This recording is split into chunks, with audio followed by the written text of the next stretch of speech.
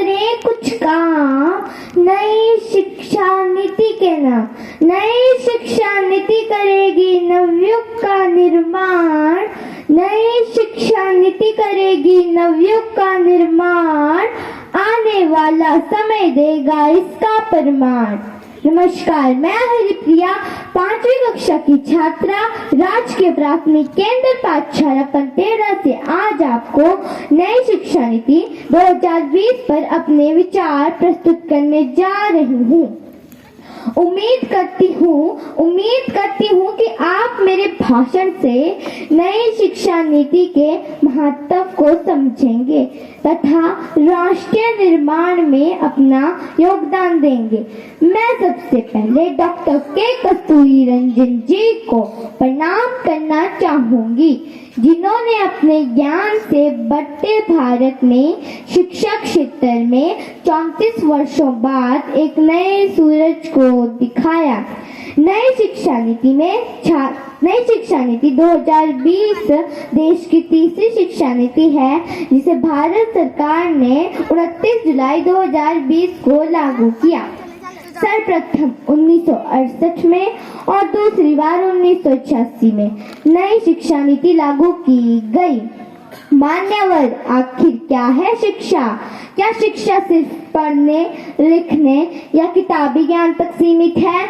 जी नहीं। स्वामी विवेकानंद जी के शब्दों में कहूँ तो हमें ऐसी शिक्षा की जरूरत है जिससे चरित्र का निर्माण हो, बुद्धि का विकास हो, मन की शक्ति बढ़े और हम स्वावलंबी बने।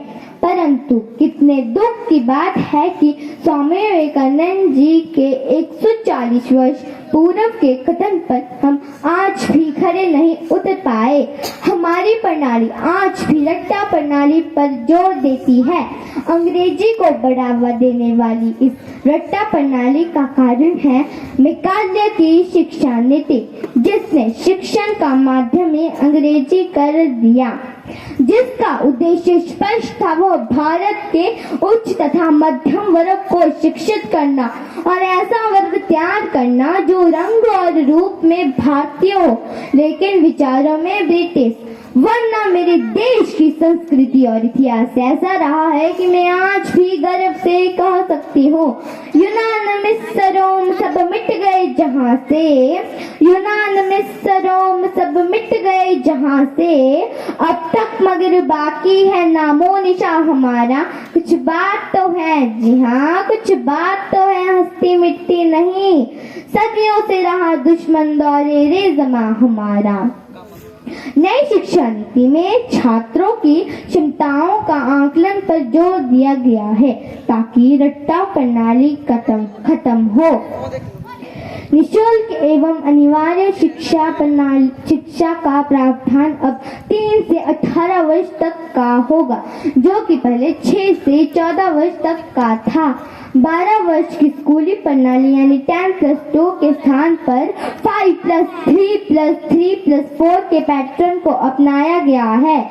इसमें पहले 3 साल प्री प्राइमरी तथा कक्षा 1 और 2 को फाउंडेशन स्टेज में रखा गया है 5 साल तक, कक्षा 3 से कक्षा 5 तक 3 साल तक, कक्षा 6 से कक्षा 8 तक 3 साल तक, कक्षा 9 से कक्षा 12 तक 4 साल तक, 12 वर्ष 4 साल तक 5वीं कक्षा तक शिक्षण का माध्यम मातृभाषा होगा। जननी जन्म भूमि च स्वर्गादीप गरियसी। पहले समूह के अनुसार विषय चुने जाते थे, अब इंजीनियरिंग करने वाला बच्चा भी हिंदी पढ़ सकता है। वर्तमान की बात करूं तो नई शिक्षा नीति को पूर्णतः लागू नहीं किया गया है। इसके कई चुनौतियां हैं। केंद्र को सभी राज्यों का समर्थन न मिलना, दूसरा कुशल अध्यापकों का अभाव।